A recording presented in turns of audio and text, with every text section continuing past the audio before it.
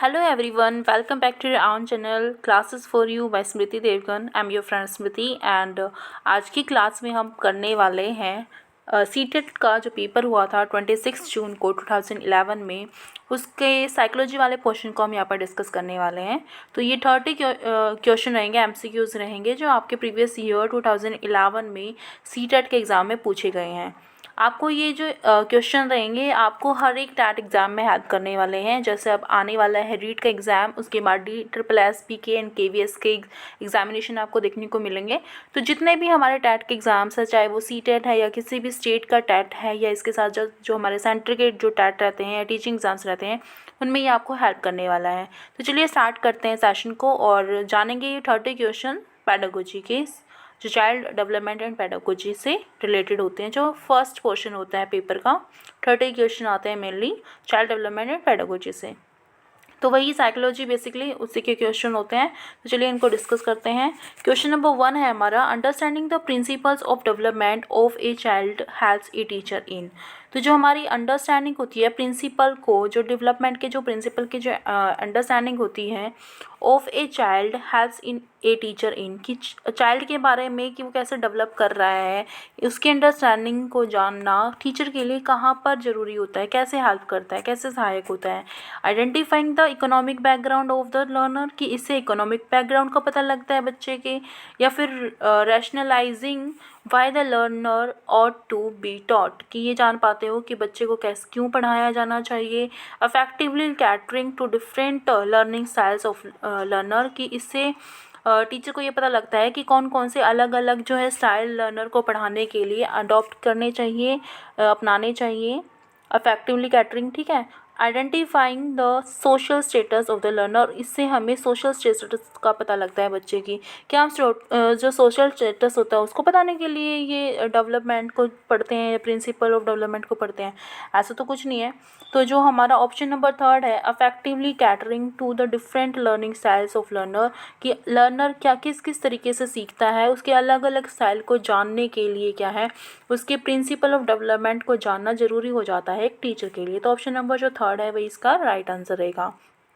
Next हमारा question है, देखिए फ्रेंड्स आपको ये वीडियो ना काफ़ी हेल्पफुल रहेगी. हम यहाँ पर प्रीवियस ईयर के सारे पेपर डिस्कस करने वाले हैं. मैंने एक सीरीज़ बनाई हुई है और मैं आपको एक प्लेलिस्ट भी बनाकर दे दूँगी और आप वहाँ से अपने प्रीवियस ईयर के सारे पेपर कर सकते हो. साइकोलॉजी का पोर्शन हम उठा रहे हैं, पहले हम साइकोलॉजी को कवर करेंगे, इसके बाद हम अपने सब्जेक्ट की तरफ चलेंगे जैसे हिंदी, इंग्लिश. उसके बाद मैं साइंस और मैथ्स के भी आपको यहाँ पर देने वाली हूँ प्रीवियस ईयर के MCQ, जो प्रीवियस ईयर किसी भी टैट एग्ज़ाम में, मेनली ऑल जो जितने भी हमारे टैट के एग्ज़ाम्स हैं, चाहे वो UP टैट का है, CTET का है, HTET का है, जितने भी हमारे टैट्स के एग्ज़ाम्स हैं वो हम यहाँ पर डिस्कस करने वाले हैं. इसके साथ साथ जो रीट का एग्ज़ाम आने वाला है उसके भी प्रीवियस ईयर पेपर मैं यहाँ पर डिस्कस करने वाली हूँ. तो अगर आपको मेरी वीडियो पसंद आए तो इसको प्लीज़ लाइक कीजिएगा, कमेंट कीजिएगा और शेयर कीजिएगा अपने उन दोस्तों के साथ जो कि किसी भी टैट के लिए या टीचिंग एग्ज़ाम के लिए प्रिपेयर कर रहे हैं. Thank you. चलिए स्टार्ट करते हैं, दूसरे क्वेश्चन की तरफ चलते हैं. दूसरा क्वेश्चन जो है हमारा, the statement man are generally more intelligent than women. ये स्टेटमेंट कहना कि जो मैन होते हैं वो ज़्यादातर क्या होते हैं, इंटेलिजेंट होते हैं दैन वुमेन, कि वुमेन से ज़्यादा इंटेलिजेंट होते हैं, ये कहना मैन के पक्ष में झुकाव, ये क्या है. मे बी ट्रू, कि सच हो सकता है. Is true for different domains of intelligent, की अलग अलग डोमेन है जो इंटेलिजेंट के, उनमें ये हो सकता है. शो जेंडर बायस, या फिर इज़ ट्रू. देखिए ये जो ऐसे जो चीज़ें आएंगी ना ये शो करेंगे जेंडर बायस को, जहाँ पर कोई भी चीज़ जो है एक पक्ष की ओर झुका होता है, या तो मैन की वहाँ पर तरफदारी की जा रही हो या फिर वुमेन की जा रही हो, तो वो बायसनेस को दिखाते हैं. तो ये जो ऑप्शन नंबर 2 है ये इसका राइट आंसर रहेगा. चाहे मैन की तरफ भी झुका हो सकता है और वुमेन की तरफ भी झुका हो सकता है, वो हमारा बायसनेस ही होगी, ठीक है, कि एक तरफ झुकाव होगा. देखो इसी दो तरह के टर्म्स आते हैं, या तो बायसनेस दिखाएगा या फिर स्टीरियोटाइप. स्टीरियोटाइप वो होता है जो लगातार सदियों से चलता आ रहा हो, वो कोई भी ऐसी एक्टिविटी, जैसे लेडीज़ जो है उनको घर संभालना होता है, जो जेंट्स होते हैं उनको काम करके लाना होता है, पैसे वैसे कमाने होते हैं, ऐसा कुछ कि जो काम है वो बाहर का जो काम है वो आदमी संभालेगा और घर के काम जो है और संभालेंगी. ये जो चीज़ होती है ये स्टीरियोटाइप होती है. और इसके अलावा अगर एक तरफ आप झुका हुआ महसूस करो किसी भी चीज़ में, जैसे यहाँ पर कह दिया कि मैन जो है वो ज़्यादा इंटेलिजेंट होते हैं वुमेन से, तो ये क्या है, एक तरफ झुकाव है और ये बायसनेस होती है. ठीक है, तो अब समझ आ गया होगा कि बायसनेस और स्टीरियोटाइप में क्या डिफरेंस है। जहाँ पर एक पक्ष की तरफ झुकाव हो वो बायसनेस है, और जहाँ पर परंपरागत की बात की जाए कि सदियों से जो होता आया है, हमारी पहली पीढ़ियों में जो होता आया है, उसकी अगर बात करें तो वो स्टीरियोटाइप होगी। नेक्स्ट जो हमारा क्वेश्चन है, क्वेश्चन नंबर 3 है, Irfan breaks toy and dismantles them to explore their components, what would you do। ठीक है, तो अगर जो है इरफान अपने टॉयज़ को ब्रेक कर देता है and dismantles them to explore their component, अपने कंपोनेंट को वो करने एक्सप्लोर करने के लिए वो क्या कर रहा है, उनको डिसमेंटल्स कर रहा है। वट वुड यू डू, तो आप क्या करोगे कि वो अपने क्या है अपने टॉयज़ को तोड़ करके उनको कुछ उनमें इंक्वायरी करना स्टार्ट कर रहा है, उनको उनके हर एक पार्ट को ध्यान से देख रहा है, ठीक है, उससे कुछ नया बनाने की कोशिश कर रहा है। तो ऐसे सिचुएशन में आप क्या करोगे। Always keep a close watch, कि उस पर ध्यान रखोगे, पास से ध्यान रखोगे। Encouraging his inquisitive nature and channelize his energy, आप जो उसकी इंक्विजिटिव नेचर है कि वो कुछ नया जानने की कोशिश कर रहा है, उसको आप एनकरेज करोगे, बढ़ावा दोगे और उसको चैनलाइज करोगे, उस एनर्जी को एक सही दिशा में लेकर जाओगे। सही ऑप्शन है, तो ऑप्शन नंबर 2 जो है ये इसका राइट आंसर रहेगा। इसके अलावा देख लेते हैं, make him understand that toys should not be broken, इसको ये बताओगे कि खिलौने को तोड़ना नहीं चाहिए, ऐसा नहीं है, ऐसा आप नहीं बताओगे, ठीक है। Never let Irfan play with toys, कि टॉयज़ से खेलने ही नहीं दोगे, ये भी नेगेटिव है, ठीक है। और हमेशा उसके ऊपर क्लोज वॉच रखोगे, ध्यान से उसको उसके पास आसपास ही घूमते रहोगे, ये भी ज़रूरी नहीं है। बच्चे को उसको फ्री भी छोड़ोगे एनवायरनमेंट में, तभी वो उससे इंटरेक्ट कर पाएगा। तो ऑप्शन नंबर 2 जो है इसका राइट आंसर रहेगा। नेक्स्ट जो हमारा क्वेश्चन है ये है, Christina took her class for a field trip and after coming back she discussed the trip with her students, it may be connotated as, तो इसको क्या कहोगे आप कि ये किस तरह की लर्निंग है। अब किसको क्या कहोगे, असेसमेंट कहोगे, असेसमेंट फॉर लर्निंग कहोगे, लर्निंग फॉर असेसमेंट कहोगे, लर्निंग ऑफ असेसमेंट या असेसमेंट ऑफ लर्निंग। देखो क्या बात है कि क्रिस्टीना ना एक टीचर है, वो अपने बच्चों को एक फील्ड ट्रिप पर लेकर जाती है, ठीक है। वहाँ पर जाने के बाद आफ्टर कमिंग बैक, जब वो वापस आ जाते हैं फील्ड ट्रिप पर घुमाकर अपने बच्चों को, she discuss the trip with her student, तो अपने स्टूडेंट्स के साथ वो क्या है डिस्कस करती है उस ट्रिप के बारे में। इट बी मे बी कॉन्नोटेड, तो ये किसके बारे में बता रहा है, किस तरह से जान सकते हो आप, असेसमेंट फॉर लर्निंग, की वो लर्निंग के लिए असेसमेंट कर रहे हैं कि बच्चों ने क्या सीखा है, उसको जानना कि बच्चों ने फील्ड ट्रिप पर क्या देखा, क्या जाना, क्या सीखा, ये सब जानना क्या है, ये असेसमेंट कर रही है वो वहाँ पर, कि वो उनकी लर्निंग को बढ़ावा देने के लिए असेसमेंट कर रही है कि वो किस तरह से बच्चे जो है वहाँ पर सीख रहे हैं। तो ऑप्शन नंबर जो 1 है यही इसका राइट आंसर रहेगा, ठीक है। असेसमेंट ऑफ लर्निंग होता है, देखो लर्निंग फॉर असेसमेंट तो कोई टर्म नहीं है, और ना ही ये है असेसमेंट ऑफ लर्निंग तो है, लर्निंग ऑफ असेसमेंट भी नहीं है। तो ये जो है ना असेसमेंट ऑफ लर्निंग ये तब होगी जब आप क्या है सीख चुके होंगे, ठीक है। जैसे हमारे टर्मिनल जो एग्जामिनेशन होते हैं कि पूरे सेशन के लास्ट में जो होते हैं जिसमें स्कोर और ग्रेड वगैरह मिलती है, वो हमारे जो स्टैंडर्डाइज एग्जामिनेशन होते हैं वो होते हैं असेसमेंट ऑफ लर्निंग। जो हमने सीखा है उसका आकलन करना जो है असेसमेंट ऑफ लर्निंग होता है। लेकिन सीखने के लिए जो जो लर्निंग का आकलन है वो क्या होगा हमारे लिए असेसमेंट फॉर लर्निंग, कि जो हम लर्निंग कर रहे हैं, जो हम सीख रहे हैं उसके लिए असेसमेंट करना कि हम जो सीख रहे हैं वो सही है या नहीं है, किस हद तक सही है, किस हद तक नहीं है। नेक्स्ट क्वेश्चन जो हमारा 5th क्वेश्चन है, every learner is unique means that, इसका क्या मतलब है कि जो हर एक लर्नर है जो सीखने वाला है यूनिक होता है, अपने आप में अलग होता है। Learners do not have any common qualities nor do they share common goals, इसका मतलब ये है कि उनमें कोई कॉमन क्वालिटी नहीं होती और ना ही वो कोई कॉमन गोल को शेयर करते हैं, ऐसा बिल्कुल भी नहीं होता। क्योंकि एक क्लास में अगर बच्चे पढ़ रहे हैं तो उनमें क्वालिटी भी सेम हो सकती है और उनके जो गोल्स हैं वो भी सेम ही है, क्योंकि क्लास से जो क्लियर करनी है वहाँ से जो लर्निंग है वो लेनी है। तो ये भी हो सकता है, लेकिन ये इसका ऑप्शन नहीं होगा क्योंकि यहाँ पर पूछा गया है कि कौन सी जो है उसकी एक every learner is unique means that, इसका क्या मतलब है कि हर एक बच्चा जो है यूनिक है। तो ऑप्शन नंबर 4 जो है ना ये इसका राइट है, क्योंकि no two learners are alike, क्योंकि कोई भी दो जो लर्नर है वो एक जैसे नहीं होते। एंड इन देयर एबिलिटी, उनकी एबिलिटीज़ यानी कि दो बच्चों की योग्यता हमेशा कभी भी एक जैसी नहीं होंगी, ना ही उनके इंटरेस्ट और ना ही उनके टैलेंट्स। इसीलिए क्या है लर्नर को यूनिक कहा गया है, अपने आप में वो यूनिक है, सबसे अलग है, इंडिविजुअल डिफरेंसेस के बेसिस पे ये कहा गया है। ऑप्शन नंबर 2 जो है ये रॉन्ग होगा, क्योंकि एक common curriculum for all learner is not possible. बिल्कुल पॉसिबल होता है, क्योंकि एक कॉमन करिकुलम ही दिया जाता है। जैसे एक क्लास के बच्चे हैं तो उनके लिए जो करिकुलम अवेलेबल होगा वो कॉमन करिकुलम होगा, ठीक है। एक ही तरह से एक ही करिकुलम को उसको पढ़ाया जाएगा। थर्ड जो ऑप्शन है, it is impossible to develop the potential of learners in a heterogeneous class. देखो हेट्रोजीनियस क्लास बिल्कुल ज़रूरी है, क्योंकि अगर होमोजीनियस होगा, हर एक बच्चे में एक जैसी क्वालिटी होंगी, एक जैसी आदतें होंगी, तो वो जो क्लास है वो प्रोग्रेसिव नहीं कही जाएगी। तो यहाँ पर जो है हेट्रोजीनियस क्लास होनी ज़रूरी है, ठीक है। इट इज़ इम्पॉसिबल की बात की गई तो ये ऑप्शन जो है नहीं होगा, क्योंकि ये तो होना ही चाहिए, हेट्रोजीनियस जो क्लास होनी चाहिए, ठीक है। नेक्स्ट हमारा क्वेश्चन है, क्वेश्चन नंबर 6 है, क्रिएटिव आंसर रिक्वायर्स। जो क्रिएटिव आंसर होते हैं उसमें क्या चीज़ ज़रूरी होती है, इसके लिए पूछा गया है। कंटेंट बेस्ड क्वेश्चन होने चाहिए, ओपन एंडेड क्वेश्चन होने चाहिए, हाईली डिसिप्लिन्ड क्लासरूम होनी चाहिए, डिसिप्लिन्ड, या फिर direct teaching and direct question. Direct की टीचिंग एंड डायरेक्ट क्वेश्चन से भी नहीं बात बनेगी, और ना ही हाईली डिसिप्लिन्ड क्लासरूम से बात बनने वाली है, क्योंकि क्रिएटिव जो होगा वो ओपन एंडेड होगा। जब बच्चे को आप बिल्कुल फ्री कर दोगे, फ्री छोड़ दोगे कि आप अपने आप से इसका आंसर बताइए। जैसे किसी को कोई ऐसा क्वेश्चन दे दिया जिसका जो है कन्वर्जेंट नहीं होगा, उसकी थिंकिंग जो डाइवर्जेंट होगी कि वो अलग अलग दिशाओं में सोच पाएगा, तो ये ओपन एंडेड जो है क्वेश्चन दिए जाएंगे, तभी वो बच्चा क्या है क्रिएटिव बन पाएगा, कुछ क्रिएटिव आंसर सोच पाएगा और ले पाएगा आंसर को, ठीक है। तो इसके लिए हमें ओपन एंडेड क्वेश्चनों को देने पड़ेंगे कि जिसका एक आंसर, एक निश्चित आंसर ना हो, इस तरह के क्वेश्चन उसको देने पड़ेंगे, तभी जो है क्रिएटिव आंसर उसके निकल के आएंगे, ठीक है। जो ऑप्शन नंबर जो सेकंड है ये इसका राइट आंसर रहेगा।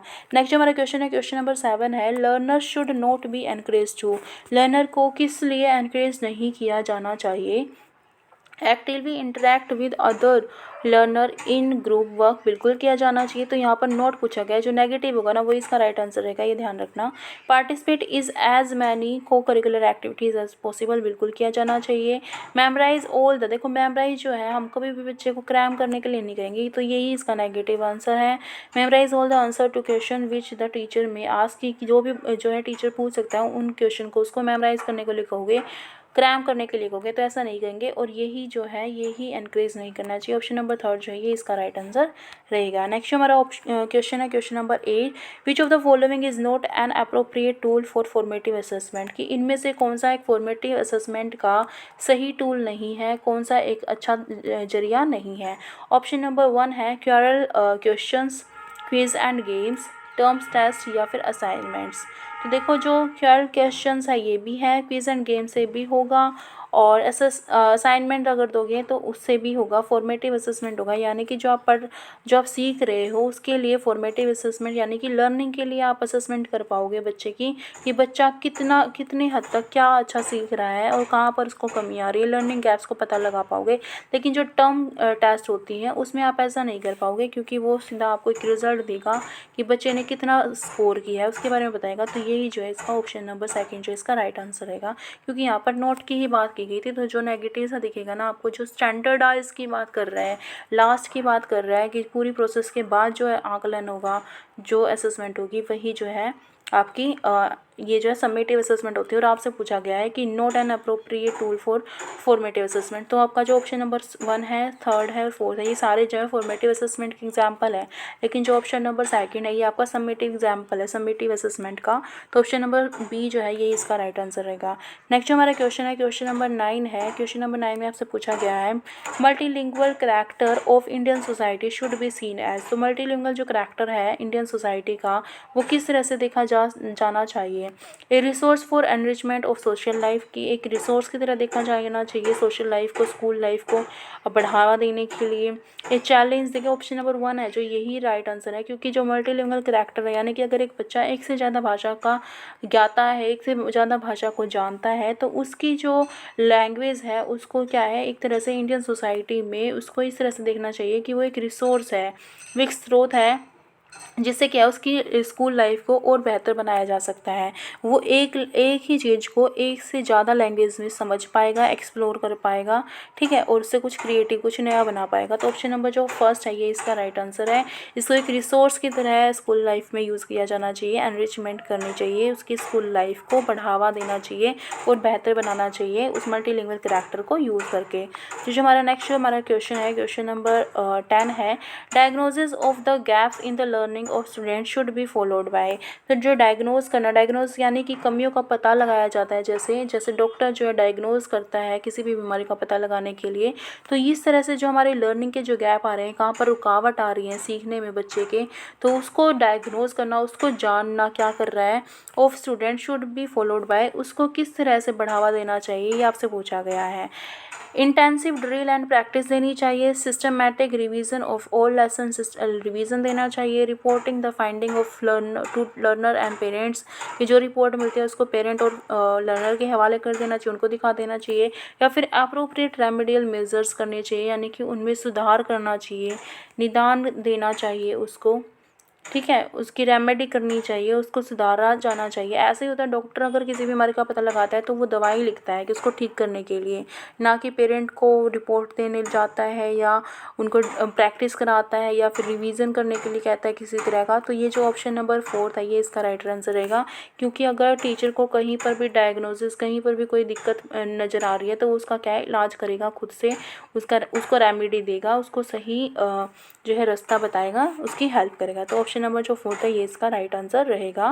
डायग्नोसिस जहाँ आ जाएगा तो उसके बाद जो है रेमेडी ही दी जाती है, ठीक है, ध्यान रखिएगा। नेक्स्ट जो हमारा क्वेश्चन है, question number 11, the most intense and crucial socialization takes place. जो सबसे ज़्यादा जो इंटेंस एंड क्रूशियल जो सोशलाइजेशन होती है, सामाजिकरण होता है, वो कब होता है?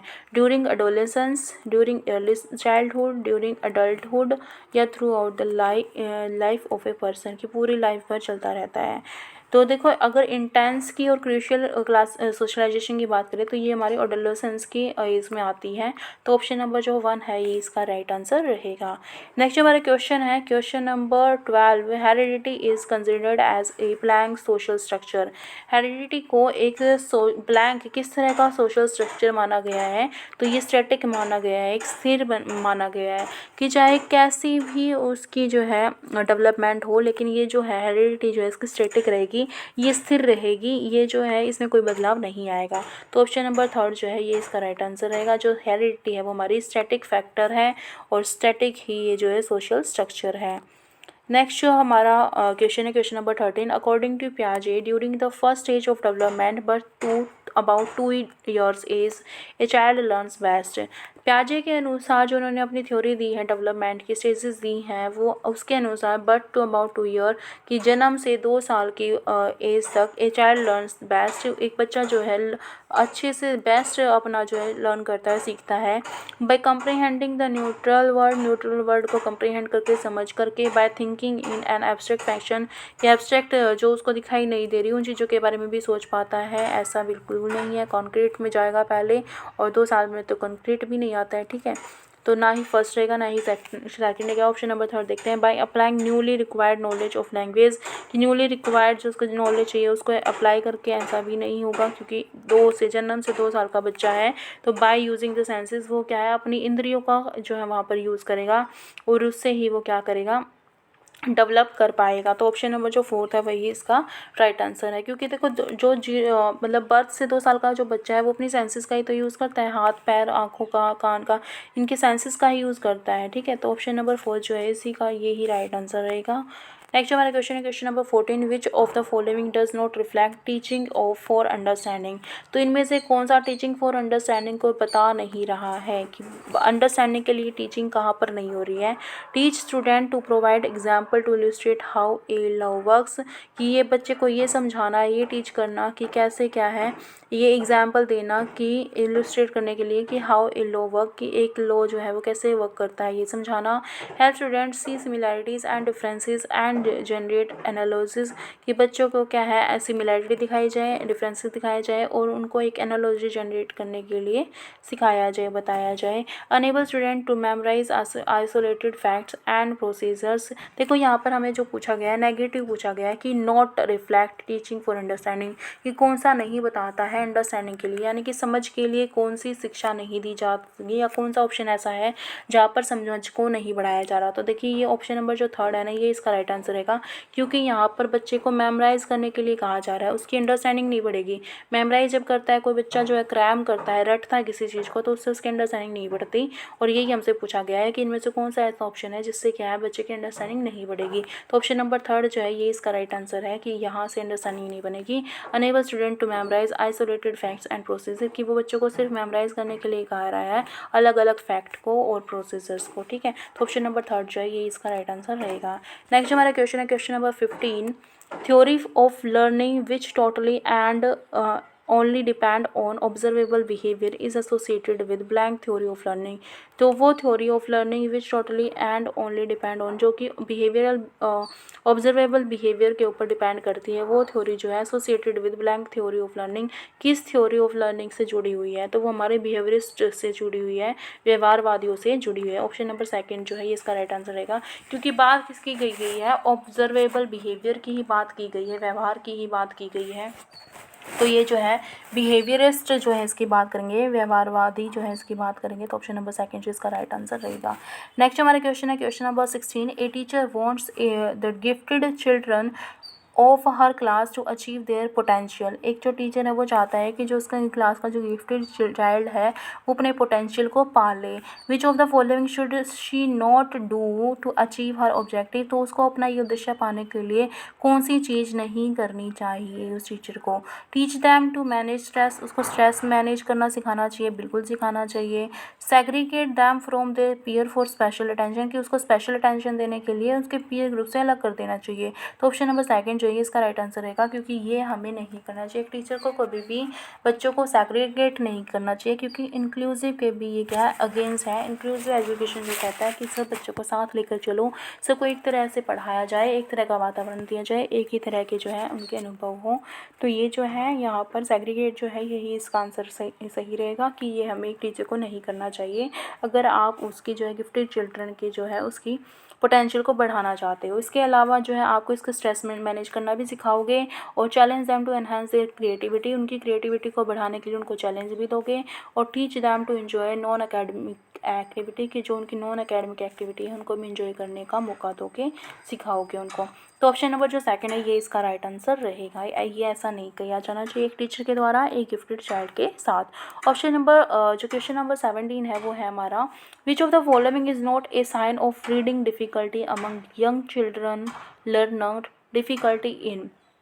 तो इनमें से कौन सा एक साइन नहीं है रीडिंग डिफ़िकल्टी का अमंग यंग लर्नर, जो हमारे छोटे बच्चे हैं सीखने वाले, उनमें कौन सा एक साइन नहीं है जिससे आपको ये बताओगे कि यहाँ पर जो है रीडिंग डिफ़िकल्टी हो रही है। तो देखिए difficulty in reading speed and fluency, तो ये जो है एक साइन नहीं है। अगर उसकी फ्लुएंसी में या स्पीड में कोई फ़र्क पड़ रहा है तो ऐसा नहीं कहोगे कि उसको रीडिंग डिफ़िकल्टी है, बिल्कुल नहीं, क्योंकि कोई बच्चा जल्दी पढ़ता हो, कोई फ्लुएंसी उसकी कम हो, कोई किसी की स्पीड और जो फ्लुएंसी कम भी हो सकती है, ज़्यादा भी हो सकती है, ये इंडिविजुअल डिफरेंस की वजह से होता है। इसके अलावा अंडरस्टैंडिंग वर्ड्स एंड आइडियाज़, इसके बेसिस पर आप कह सकते हो। स्पेलिंग कंसिस्टेंसी की बेसिस पर आप कह सकते हो, या फिर लेटर एंड वर्ड रिकॉग्निशन की बेसिस पर कह सकते हो कि उसको जो है लर्निंग डिसेबिलिटी। लेकिन उसकी स्पीड और फ्लुएंसी के बेसिस पर आप कभी नहीं कहोगे कि उसको जो है रीडिंग डिफ़िकल्टी है, डिसलेक्सिया है, ठीक है। ऑप्शन नंबर 1 जो इसका राइट आंसर रहेगा।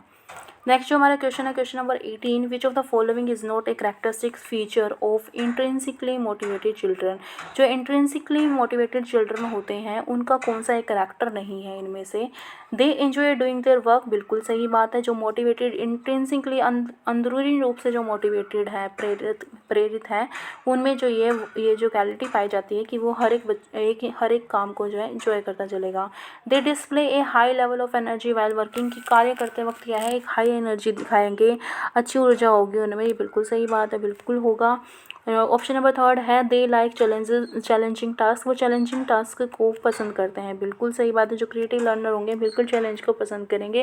लेकिन जो फोर्थ ऑप्शन है दे ऑलवेज सक्सीड, कि वो हमेशा ही सक्सेस होंगे, सफल होंगे, तो ये ऑप्शन जो है बिल्कुल भी सही नहीं है, क्योंकि ये कोई भी किसी भी बुक में ऐसा नहीं लिखा गया कि कोई भी क्रिएटिव बच्चा अगर क्या है इंट्रिंसिकली मोटिवेटेड है, अंदरूनी रूप से प्रेरित है, तो वो हमेशा सफल होगा। ऐसा बिल्कुल भी पॉसिबल नहीं है। डिपेंड करता है सिचुएशंस पर, क्या उसके जो है ऑब्जेक्टिव एंड गोल्स हैं, ठीक है, उसकी इंटेंशन कैसी है, हर बहुत सारे फैक्टर है जिस पर डिपेंड करते हैं उसकी सक्सेस। तो ऑप्शन नंबर 4 जो है इसका राइट आंसर रहेगा, क्योंकि हमें यहाँ पर नोट ही पूछा गया। देखो जहाँ पर ये याद रखना, जिस भी स्टेटमेंट में नोट पूछा गया होगा ना, वहाँ पर जो नेगेटिव टर्म होगी वही उसका मोस्टली केसेस में उसकी नेगेटिव टर्म ही उसका राइट आंसर रहेगा, ठीक है।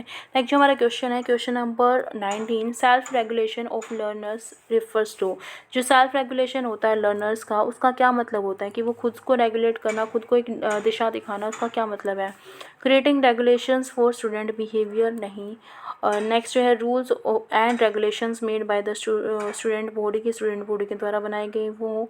सेल्फ डिसिप्लिन एंड कंट्रोल, की सेल्फ को डिसिप्लिन करे और कंट्रोल करे। Their ability to monitor their own learning, ये जो इसका बेस्ट आंसर रहेगा ना, जो ऑप्शन नंबर 4 है जो इसका राइट आंसर रहेगा, क्योंकि ये जो है सबसे बेस्ट ऑप्शन है, ठीक है। वो अपनी ही एबिलिटी को मॉनिटर कर रहा है, जान रहा है, देख रहा है, परख रहा है, और क्या है अपनी लर्निंग के लिए। तो यही जो है सेल्फ रेगुलेशन ऑफ लर्नर का जो है असल मीनिंग होता है इस वर्ड का, इस टर्म का। नेक्स्ट हमारा क्वेश्चन है, question number 20, which of the following statements can not be considered as feature of learning. इनमें से कौन सी स्टेटमेंट को आप कंसिडर नहीं करोगे। नेगेटिव पूछा गया है कि ये जो है एक फीचर है, एक विशेषता है लर्निंग की। कौन सी एक विशेषता नहीं है, कौन सी बताओगे आप। Learning is something that occurs as a result of certain experience. Learning वो है जो कुछ अनुभवों से आती है, बिल्कुल सही बात, अनुभवों से लर्निंग आती है। Study of behaviour is learning, कि बिहेवियर का स्टडी करना, क्या बिहेवियर के बारे में जानना, बिहेवियर की जो है बिहेवियर का अध्ययन करना आपकी जो है वो लर्निंग होता है। बिल्कुल नहीं, सिर्फ बिहेवियर को जानना एक लर्निंग नहीं है। बिहेवियर को भी जानना एक लर्निंग हो सकता है, लेकिन सिर्फ बिहेवियर को जानना एक लर्निंग नहीं होता। ऑप्शन नंबर 2 जो इसका राइट आंसर रहेगा, क्योंकि यहाँ पर कैन नॉट भी पूछा गया था कि कौन सी जो स्टेटमेंट है वो कंसिडर नहीं की जा सकती फीचर ऑफ लर्निंग, लर्निंग का फीचर नहीं माने जाते। इसके अलावा जो हमारा थर्ड ऑप्शन है, unlearning is also a part of learning. बिल्कुल एक लर्निंग की जो एक ऐसे स्टेज पे आती है जहाँ पर कोई कुछ लर्न नहीं करता, वो भी जो इसका पार्ट होता है। इसके अलावा learning is a process that mediates behaviour. Learning जो एक इस तरह की प्रोसेस है, प्रक्रिया, जिसमें क्या है बिहेवियर को मेडिएट्स किया जाता है, जाना जाता है, ठीक है। तो ऑप्शन नंबर जो 2 है वही इसका राइट आंसर रहेगा। Study of behaviour is learning, ये गलत स्टेटमेंट है, क्योंकि बिहेवियर की स्टडी करना कोई लर्निंग नहीं होती। बिहेवियर की भी स्टडी जो है वो लर्निंग हो सकती है, लेकिन सिर्फ बिहेवियर की स्टडी करना लर्निंग नहीं होती। नेक्स्ट हमारा क्वेश्चन है, कंस्ट्रक्टिविस्ट एज ए थ्योरी। जो कंस्ट्रक्टिविस्ट होते हैं, जो कंस्ट्रक्टिविज्म होती है एज ए थ्योरी, उसको क्या कहोगे आप। कंस्ट्रक्टिविज्म एज ए थ्योरी क्या है। emphasizes the role of learner in constructing his own view of the world, ये इसका राइट आंसर रहेगा, कि ये जो है ना इस चीज़ पर बल देता है कि जो लर्नर है उसका जो रोल रहे अपने ही वर्ल्ड में अब कंस्ट्रक्ट करने का, हिज आउन व्यू ऑफ द वर्ल्ड, की वर्ल्ड के बारे में अपने खुद के व्यू को कंस्ट्रक्ट कर पाए, अपनी खुद की एक सोच बना पाए, ठीक है, जान पाए, चीज़ों को खुद से समझ पाए। वही जो है इसी पे जोर कर देता है हमारा कंस्ट्रक्टिविज्म, कि बच्चा जो है अपनी नॉलेज को खुद कंस्ट्रक्ट करे, एक्सपीरियंस करके, ठीक है, लर्निंग बाय डूइंग हो उसकी, ठीक है, एक्सपेरिमेंट करे। तो ये जो है ऑप्शन नंबर 1 जो इसका राइट आंसर रहेगा। नेक्स्ट हमारा क्वेश्चन है, क्वेश्चन नंबर 22, ये है, एक creative learner refers to one who is. एक क्रिएटिव लर्नर आप किसको कहोगे, जो क्या है, हाईली इंटेलिजेंट है, capable of scoring consistently good marks in test, की गुड मार्क्स लेता हो टेस्ट में, उसको कहोगे, या फिर good at lateral thinking and problem solving, की आप वो प्रॉब्लम सॉल्विंग में या फिर लेटरल थिंकिंग में अच्छा हो, इसको कहोगे, या फिर very talented in drawing and painting, या फिर जो पेंटिंग और ड्राइंग में काफ़ी टैलेंटेड हो, उसको आप कहोगे एक क्रिएटिव लर्नर। तो देखो जो प्रॉब्लम सॉल्विंग की जो बात होती है यहाँ पर क्रिएटिविटी की बात होगी, कि वो अलग अलग तरीके से जो है ना प्रॉब्लम के सॉल्यूशन ढूंढेगा और जो है लेटरल थिंकिंग में भी अच्छा होगा। तो यही जो ऑप्शन है ये इसका राइट आंसर रहेगा, क्योंकि क्रिएटिव लर्नर की यही खासियत होती है कि वो अलग अलग से सोच विचार करके प्रॉब्लम को सॉल्व करने की कोशिश करता है और कर भी लेता है। तो ऑप्शन नंबर जो थर्ड है ये इसका राइट आंसर रहेगा। नेक्स्ट जो हमारा क्वेश्चन है, question number 23, development of concept in primarily A part of. जो कंसेप्ट है, डेवलपमेंट ऑफ कंसेप्ट, ठीक है, कंसेप्ट का जो डेवलपमेंट होता है वो प्राइमरीली, वो मुख्य रूप से किसका पार्ट है, इंटेलेक्चुअल डेवलपमेंट का, फिजिकल डेवलपमेंट का, सोशल डेवलपमेंट का, या फिर इमोशनल डेवलपमेंट का। देखो कंसेप्ट जो है ना हमेशा माइंड में बनेंगे, ठीक है, तो यहाँ पर जो बात रहेगी ये इंटेलेक्चुअल डेवलपमेंट की रहेगी, कॉग्निटिव जो डोमेन है उसकी बात रहेगी। तो ऑप्शन नंबर फर्स्ट जो है ये इसका राइट आंसर रहेगा, इंटेलेक्चुअल डेवलपमेंट जो है इसका राइट आंसर रहेगा। कि डेवलपमेंट ऑफ कंसेप्ट जो है वो सबसे पहले कहाँ बनता है, हमारे इंटेलेक्चुअल डेवलपमेंट की वजह से इसका पार्ट होता है, ठीक है। जो हमारे कंसेप्ट बनते हैं किसी भी चीज़ को लेकर, तो वो सबसे पहले किसका पार्ट होता है, हमारे इंटेलेक्चुअल डेवलपमेंट का पार्ट होते हैं। नेक्स्ट हमारा क्वेश्चन है, question number 24, individual learners differ from each other in. जो इंडिविजुअल लर्नर होते हैं, अलग अलग जो हमारे लर्नर होते हैं, सीखने वाले जो बच्चे हैं, वो क्या करते हैं, डिफ़र करते हैं एक दूसरे से किस चीज़ में, रेट ऑफ डेवलपमेंट की, उनका जो डेवलपमेंट का रेट है वो अलग होता है। सीक्वेंस ऑफ डेवलपमेंट की, सीक्वेंस जो है उनका डेवलपमेंट का वो अलग होता है। जनरल कैपेसिटी फॉर डेवलपमेंट की, एक ही तरह की उनकी कैपेसिटी होती है डेवलपमेंट की। Principle of growth and development या फिर principle of growth and development पर देखो जो उनका रेट ऑफ डेवलपमेंट है ना वो अलग अलग होता है। इसके ऊपर जो डिपेंड करती है individual learner differ from each other. जो इंडिविजुअल लर्नर्स होते हैं ना वो हमेशा उनके रेट में डिफ़र करते हैं, कि कोई बच्चा जो है जल्दी से डेवलप कर लेता है, कोई बच्चा जो है उसकी डेवलपमेंट जो है थोड़ी लेट होती है।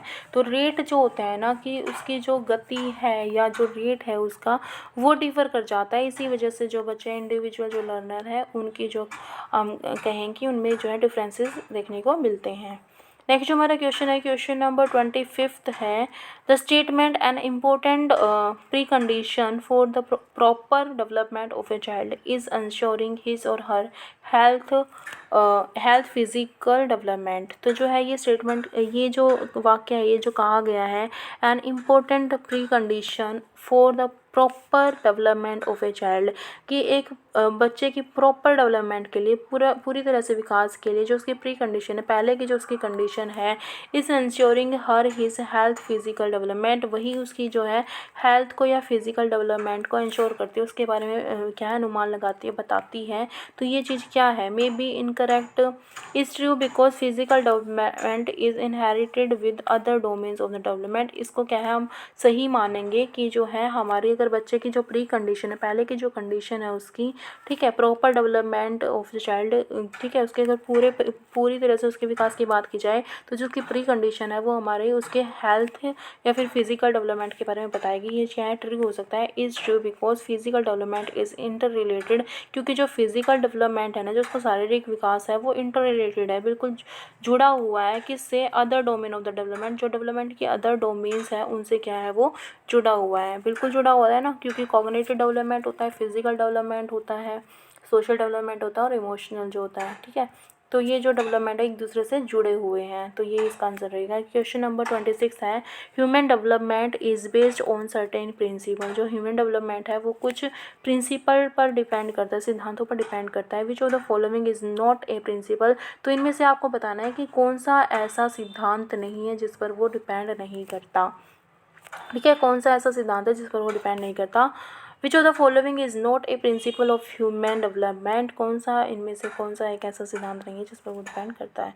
रिवर्सिबिलिटी जो इसका राइट आंसर रहेगा, क्योंकि जो है जो ह्यूमन का डेवलपमेंट होता है, उनका विकास होता है, वो कभी भी रिवर्सिबल नहीं होता। कि अगर बच्चा एक बार बच्चा है और वो बड़ा हो रहा है, एडोलेसेंस बन गया, तो दोबारा से वो चाइल्डहुड के स्टेज में नहीं आ पाएगा। तो ऑप्शन नंबर जो थर्ड है यही इसका राइट आंसर रहेगा। इसके अलावा जो है सिक्वेंशली, इस सिक्वेंस में चलता है, बच्चा पहले प्री नेटल स्टेज में होता है, फिर 0 से 2 वर्ष की आयु में पहुंच जाता है, फिर मतलब स्टेज है स्टेज उसके सीक्वेंस में चलता रहता है, ठीक है। यही जनरल टू स्पेसिफिक भी जाता है, जनरल से सामान्य से स्पेसिफिक भी जाता है, कॉन्टिनेटिव टू एब्स्ट्रैक्ट भी जाता है, कंटिन्यूटी भी रहती है उसमें कि जो बच्चे का डेवलपमेंट है वो कंटिन्यूटी में चलता रहता है, ठीक है। तो ये है वॉर्म टू टॉम जो कहते हैं कि गर्भ से जो है कब्र तक जाता है, तो ये कंटिन्यूटी भी रहती है, लेकिन जो रिवर्सिबिलिटी है ये इसमें नहीं होती चाइल्ड डेवलपमेंट में। तो ऑप्शन नंबर 3 जो इसका राइट आंसर रहेगा। नेक्स्ट जो हमारा क्वेश्चन है, question number 27, centrally sponsored scheme of integrated education for disabled children aims at providing educational opportunity to children with disability in. कि जो सेंट्रली जो स्पॉन्सर्ड एक स्कीम बनाई गई है सेंट्रली, ठीक है, केंद्र सरकार के द्वारा, ऑफ इंटीग्रेटेड एजुकेशन, जिसमें क्या है इंटीग्रेटेड एजुकेशन है, सारे बच्चे एक साथ मिलकर के सीख रहे हैं, फॉर डिसेबल्ड चिल्ड्रन, जिसमें जो हमारे डिसेबल योग्य या जो दिव्यांग जो बच्चे हैं उनके बारे में, disabled children aim at providing educational opportunity, उनको क्या है एक एम रखा गया है उनको अपॉर्चुनिटी देने का, एजुकेशन अपॉर्चुनिटी देने का टू चिल्ड्रन विद डिसेबिलिटी इन। किस तरह के स्कूलों में उनको रखने की बात की गई है, स्पेशल स्कूल में, ओपन स्कूल में, ब्लाइंड रिलीफ एसोसिएशन स्कूल्स में, या फिर रेगुलर स्कूल में। देखो जो इंक्लूसिव एजुकेशन जो कह रहा है, उनको कह रहा है कि रेगुलर स्कूल में रखे जाने चाहिए, चाहे बच्चे को किसी की भी तरह की तकलीफ़ हो। डिसेबल्ड जो चिल्ड्रन है उनके लिए एक एम रखा गया है प्रोवाइड करने का एजुकेशन अपॉर्चुनिटी को, किस स्कूल में, रेगुलर स्कूल में। कि जो रेगुलर स्कूल होते हैं जहाँ पर एक नॉर्मल बच्चा पढ़ने के लिए जाता है, वहीं पर डिसेबल्ड बच्चे भी जाएंगे, उनको भी जो है समान अधिकार दिया गया है एक रेगुलर स्कूल में जाने का और वहाँ पर एडमिशन लेने का, वहाँ पर पढ़ने का। जो नेक्स्ट जो हमारा क्वेश्चन है, question number 28, which of the following statement is true about learning. तो इनमें से कौन सी स्टेटमेंट जो है वो सही है लर्निंग को लेकर। Learning is affective in an environment that is emotionally positive and satisfying for the learner. तो ये जो ऑप्शन फर्स्ट जो इसका राइट आंसर रहेगा। इसके अलावा ऑप्शन देख लेते हैं। Learning is not affected by emotion, की जो लर्निंग है वो अफेक्टेड नहीं होती, कोई प्रभाव नहीं पड़ता इमोशनल फैक्टर्स का, ऐसा नहीं है। इमोशंस का भी बिल्कुल पूरा प्रभाव पड़ता है हमारे लर्निंग पर। एक बच्चा जो इमोशनली स्टेबल नहीं है, रो रहा है, रोते रोते बच्चे को आप क्या सिखा पाओगे, नहीं सिखा पाओगे, ठीक है। वो डिस्टर्ब है फैमिली की वजह से या किसी भी अपने पर्सनल रीज़न की वजह से, तो उसको आप नहीं सिखा पाओगे, उसकी लर्निंग अच्छे से नहीं हो पाएगी। तो ऑप्शन नेगेटिव है। Learning is fundamentally A mental activity. ये लर्निंग जो है फंडामेंटली बिल्कुल स्टार्टिंग में जो है मेंटल एक्टिविटी होती है, सिर्फ दिमाग से चलने वाली एक्टिविटी बिल्कुल नहीं है, ऐसा नहीं है। करके बच्चा जो है सीखता है। बच्चे को जो है रिस्पॉन्स स्टिमुलस वाला जो है वो भी एक तरीका है, वो भी थ्योरी है, वो दी गई है थॉर्नडाइक के उसके द्वारा। तो ये जो है ये जो रहेगा ये नहीं रहेगा। मेंटल एक्टिविटी जो है फंडामेंटली मतलब बिल्कुल अगर बिल्कुल स्टार्टिंग से देखा जाए तो फंडामेंटली की बात की जाए तो ये मेंटल एक्टिविटी होती है, लर्निंग बिल्कुल नहीं मेंटल एक्टिविटी नहीं होती। तो ऑप्शन नंबर ये भी जो है हमारा रॉन्ग हो जाएगा। यहाँ पर जो नेक्स्ट ऑप्शन है, errors made by children indicate that know learning has taken place. की जो एरर जो बच्चे के एरर आते हैं लर्निंग में, वो बताते हैं कि कोई भी लर्निंग नहीं है, ऐसा नहीं है। एरर से भी जो बच्चा बहुत कुछ सीखता है, वो सीखता है कि दोबारा से मैं इस बात को फॉलो नहीं करूँगा तो शायद मैं सक्सेस हो जाऊँगा। तो इस तरह की जो चीज़ें हैं ये भी जो इसका ऑप्शन नहीं रहेगा। जो फर्स्ट ऑप्शन है ये इसका राइट आंसर रहेगा। विच of the following statement is true about learning. तो ये जो स्टेटमेंट दी गई है लर्निंग को लेकर बिल्कुल सही है कि learning is affective in an environment. Learning उस एनवायरनमेंट में जो है अफेक्टिव, उस वातावरण में इफेक्टिव होती है दैट इज़ इमोशनली पॉजिटिव, जो कि इमोशनली रूप से जो है पॉजिटिव है, यानी कि अगर बच्चे के इमोशन जो है पॉजिटिव है, and satisfying for the learners, और जो है उसके जो एनवायरनमेंट है वो सेटिस्फाइंग है, यानी कि वो सही है उस बच्चे की लर्निंग के लिए। तो वहाँ पर जो है लर्निंग जो है काफ़ी अफेक्टिव रहेगी। ऑप्शन नंबर ए जो है फन जो है इसका राइट आंसर रहेगा। नेक्स्ट हमारा क्वेश्चन है क्वेश्चन नंबर 29। इसके बाद एक क्वेश्चन और रह जाता है, ठीक है फ्रेंड्स। अगर आपको मेरी वीडियो पसंद आ रही है तो प्लीज़ इसको लाइक कीजिएगा, कमेंट कीजिएगा और शेयर कीजिएगा अपने उन दोस्तों के साथ जो कि प्रिपरेशन कर रहे हैं किसी भी टेट एग्ज़ाम की, टीचिंग एग्ज़ाम्स की, या फिर जो आने वाली है अभी 25 अप्रैल को होने वाला एग्ज़ाम है रीट वाला, इसकी प्रिपरेशन कर रहे हैं। तो ये जो वीडियो है आपको काफ़ी हेल्प देगी एक अच्छी बेहतर अंडरस्टैंडिंग बनाने के लिए। तो देखिए जो हमारा क्वेश्चन है 29, the main purpose of assessment should be. जो मेन पर्पज़ होना चाहिए असेसमेंट का वो क्या होना चाहिए इनमें से। To measure the achievement of learner, कि बच्चे की जो है लर्नर की जो है अचीवमेंट को मेज़र कर पाए। To decide if a student should be promoted to the next class, ये डिसाइड करने के लिए ज़रूरी है कि बच्चे को नेक्स्ट क्लास में डालना चाहिए या नहीं डालना चाहिए। जो नेक्स्ट है to diagnose and remedy gap in learning, की जो बच्चे की जो लर्निंग में जो दिक्कत आ रही है उन गैप को जानना और उनको रेमेडी देना, ये होना चाहिए। या फिर two point out out the errors of the learner, या सिर्फ लर्नर के जो एरर्स हैं उनको जान पाए। तो देखो इसमें जो मेन पर्पज़ है ना असेसमेंट का वो दोनों ही है कि आप उनकी दिक्कतों का भी पता लगाओगे और उनका फिर उपचार भी करोगे। बच्चे की कहाँ पर दिक्कत आ रही है लर्निंग में वो भी जानोगे और फिर उस लर्निंग को दूर करने की कोशिश भी करोगे, रेमेडी भी करोगे। ठीक है, डायग्नोज करना होता है पता लगाना कि क्या दिक्कत है, और रेमेडी होता है कि उसका उपचार करना।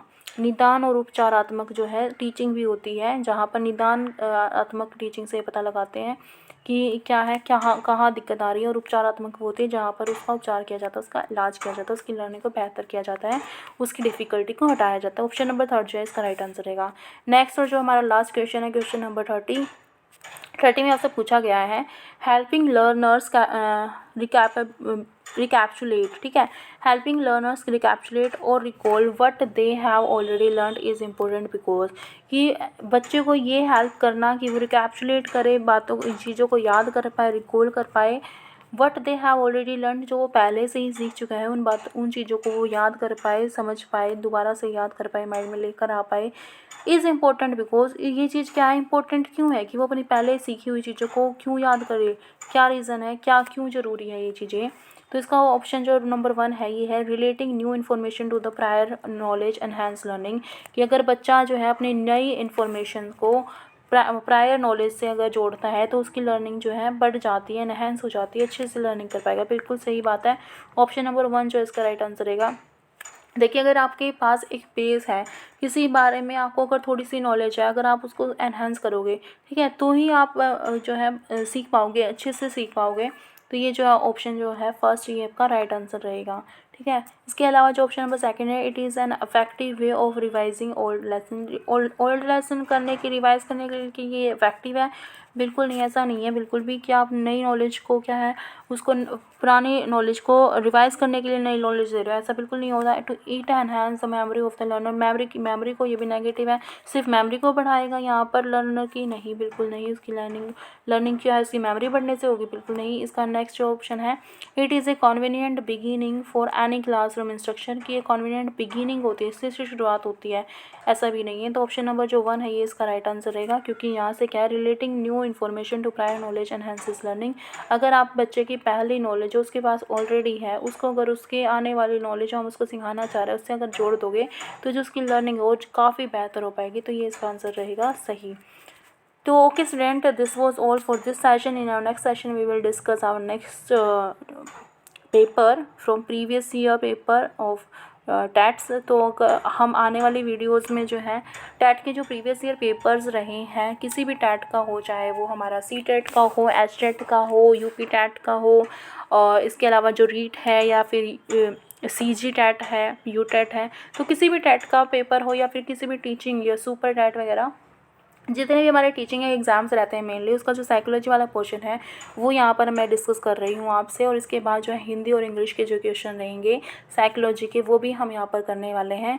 तो देखते रहिए, और मेरी वीडियो को अगर आपको पसंद आ रही है तो प्लीज़ इसको शेयर करते रहना। और thank you so much, thanks for watching this side your friend Smriti, thank you.